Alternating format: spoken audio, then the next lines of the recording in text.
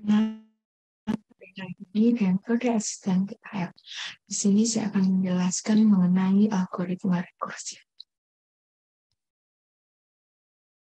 Yang pertama kita akan membahas dasar teorinya. Rekursi adalah algoritma yang melakukan pemanggilan terhadap dirinya sendiri. Algoritma yang bersifat rekursi disebut rekursif. Lalu, rekursi hanya dapat digunakan pada prosedur dan fungsi, karena hanya prosedur dan fungsi saja yang dapat dipanggil. Pada umumnya, rekursi dapat diilustrasikan sebagai algoritma perulangan biasa atau iteratif, tapi dengan menggunakan fungsi dan prosedur. Selanjutnya, di dalam rekursi terdapat dua istilah. Yang pertama ada basis dan yang kedua recurrence. Basis merupakan kondisi-kondisi yang akan menghentikan proses rekursif. Dengan recurrence merupakan perintah yang akan memanggil algoritma rekursif itu sendiri, yaitu prosedur dan fungsi. Selanjutnya, saya akan memberi contoh mengenai penggunaan algoritma rekursif. Di sini ada fungsi utama meliputi integer main sampai dengan return 0 dan integer n faktorial sampai dengan selesai itu dinamakan fungsi lain. Sebagai keterangannya, basisnya yaitu n sama dengan 0 atau n sama dengan 1, sedangkan untuk rekurensinya yaitu n faktorial n-1.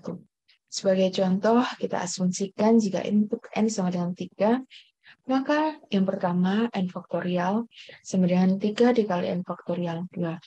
Yang kedua, n faktorial sama dengan 2 dikali n faktorial 1. Begitu sampai seterusnya. Sehingga didapat n faktorialnya yaitu 3 dikali 2 dikali 1 dikali 1, yaitu 6. Halo semua, di video kali ini saya akan memberikan contoh lain dari penggunaan algoritma rekursif. Yang mana pada contoh kali ini saya memiliki sebuah program, yang mana program tersebut berfungsi untuk menginputkan data dari mahasiswa. Mungkin langsung saja kita menuju ke dalam codingan programnya. Oke, pastinya di setiap awal dari ketika kita akan membuat suatu program, kita diminta untuk menuliskan atau mendeklarasikan terlebih dahulu variabel serta fungsi-fungsi yang akan kita gunakan nantinya. Selanjutnya, pada bagian ini merupakan bagian fungsi utamanya atau main functionnya dari program yang akan kita buat. Setelah itu di sini ada proses dari algoritma rekursifnya, dan di sini di dalamnya ada proses basisnya. Kenapa disebut proses basis? Karena pada proses ini nantinya proses basis akan menghentikan jalannya program apabila si program sudah tidak memenuhi syarat pada proses basis. Selanjutnya di bagian paling akhir, di sini ada proses recurrence-nya, yang mana kenapa disebut proses recurrence? Karena dia akan memanggilkan dirinya sendiri lagi serta berfungsi untuk meneruskan atau melanjutkan jalannya program apabila masih sesuai dengan syarat yang dimiliki.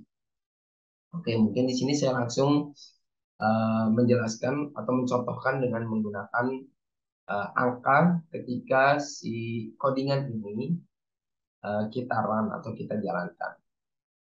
Oke, ketika codingan ini kita run, kita jalankan, maka tampilan pertama atau tampilan awal dari program akan menampilkan fungsi utama terlebih dahulu. Yang mana pada fungsi utama kita diminta untuk memasukkan banyaknya mahasiswa yang akan kita input. Oke, contohnya kita masukkan tiga mahasiswa yang akan kita input datanya. Di sini kita menggunakan variabel n.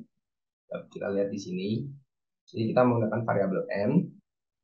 Selanjutnya, setelah kita menginputkan banyaknya mahasiswa yang akan kita input datanya, selanjutnya program akan menuju pada proses algoritma rekursifnya yang di sebelah kanan ini. Pada proses algoritma rekursif, nantinya program akan menjalankan proses basisnya terlebih dahulu. Oke, di sini pada proses basis sana terdapat syarat yang mana jika nilai si variabel x lebih dari sama dengan 0. Jika variabel X lebih dari 0, maka nantinya program akan menampilkan tampilan seperti berikut, yaitu kita diminta untuk memasukkan nama serta NIM. Oke. Di sini kan tadi kita sebelumnya sudah memasukkan banyaknya mahasiswa yang akan kita input sebanyak 3 orang. Selanjutnya, nilai si variabel N itu di sini diganti nih pada proses algoritma rekursifnya dengan nilai INT X. Kenapa demikian? Karena di bagian fungsi utama ini kita sudah menentukan juga atau memberitahu pada program bahwasannya input dalam kurung N itu nilainya sama dengan input dalam kurung INT X atau variabel X. Jadi nilai si variabel N itu sama dengan nilai variabel X. Berarti yang mana nilai variabel X itu sama dengan 3. Oke.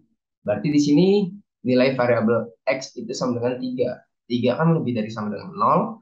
Maka nanti program akan menampilkan tampilan seperti ini. Kita diminta untuk memasukkan nama serta NIM dari mahasiswa yang akan kita input datanya.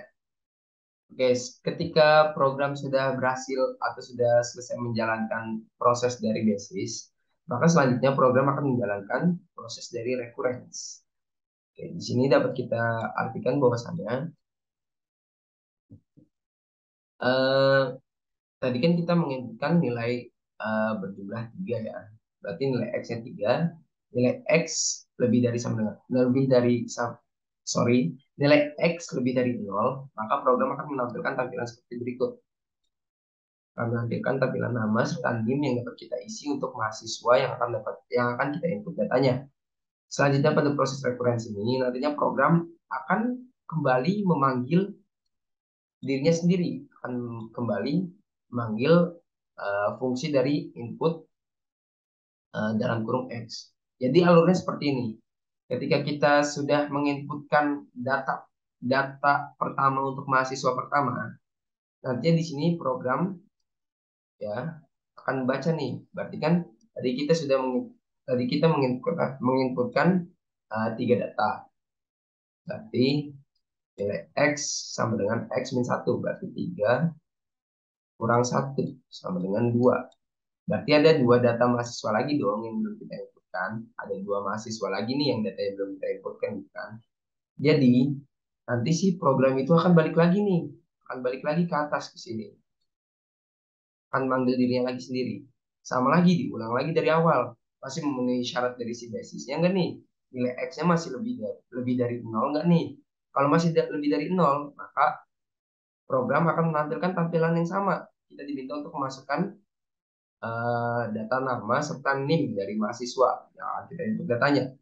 Selanjutnya, setelah proses basis selesai lagi, setelah kita menginputkan data mahasiswa yang kedua, nanti si program akan membaca lagi nih pada proses referensinya.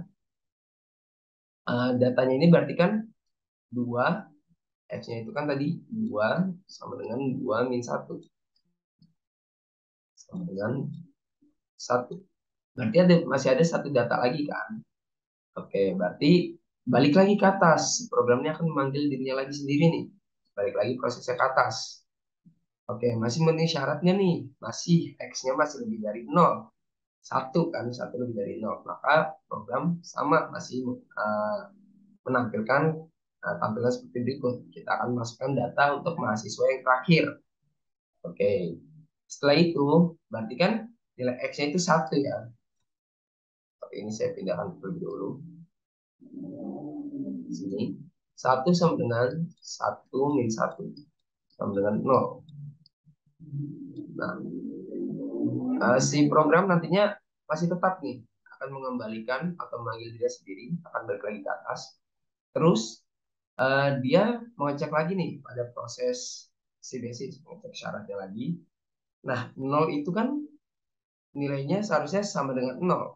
Berarti kan sini syaratnya nilai X itu harus lebih dari 0.